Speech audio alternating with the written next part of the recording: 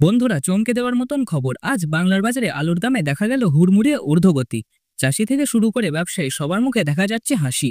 কারণ আলু রপ্তানির ফলে আলুর দাম বৃদ্ধি পাবে। আর আলুর দাম বৃদ্ধি পেলে চাষি থেকে ব্যবসায়ী সবাই লাভবান হতে পারবেন।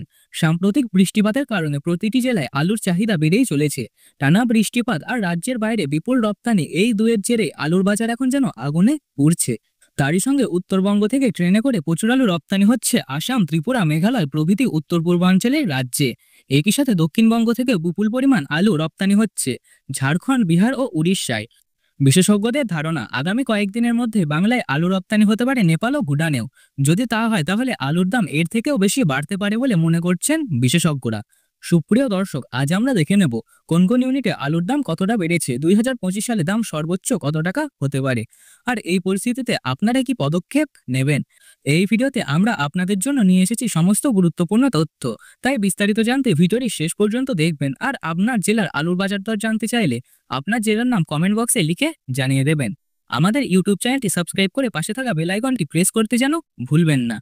আর ভিডিওটি ভালো লাগলে একটি লাইক করে দিন, বন্ধুদের সঙ্গে শেয়ার করে দিন। এবার ফিরে আসি মূল বক্তব্য বিষয়ে। বৃষ্টিপাত ও রপ্তানি, এই দুই কারণেই বাড়ছে দাম। গত 2 সপ্তাহ ধরে টানা বৃষ্টির প্রভাবে বাংলার বাজারে আলুর দাম বৃদ্ধি পেয়েছে। যদি বৃষ্টি না হতো তবে হয়তো এখনো তলানিতেই থাকতো।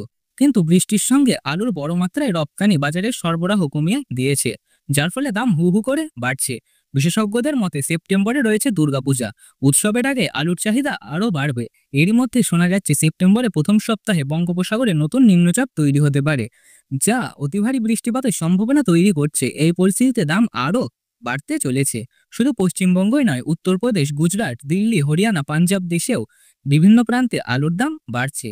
আজকের দিনে উত্তরপ্রদেশে প্রতি বস্তায় 100 থেকে 120 টাকা ছুঁয়েছে, যার প্রভাব সরাসরি বাংলার বাজারেও পড়বে। যদি আলু মজুত করে থাকেন তবে এখন কিছু বিক্রি করে প্রাথমিক লাভ তুলে নিন। পরে দাম আরও বাড়লে আলু বিক্রি করে মূলধনের সঙ্গে অতিরিক্ত লাভ নিশ্চিত করুন। এই কৌশলে সর্বোচ্চ মুনাফা সম্ভব। বাংলায় আলুর দাম বাজারে এখন দামের উত্থান কয়দিন চলবে তা জানতে চোখ রাখুন আমাদের পরবর্তী আপডেটে। আর আপনার জেলায় আলুর বাজার দর জানতে চাইলে কমেন্টে লিখে জানান। আমরা পৌঁছে দেব সরাসরি সরকারের কাছে। চ্যানেলটি সাবস্ক্রাইব করে বেল আইকনটি চাপতে ভুলবেন না। তার পাশাপাশি ভিডিওটি ভালো লাগলে একটি লাইক করে দিন, বন্ধুদের সঙ্গে শেয়ার করে দিন। আবার ফিরে আসছে একটি নতুন ভিডিওতে।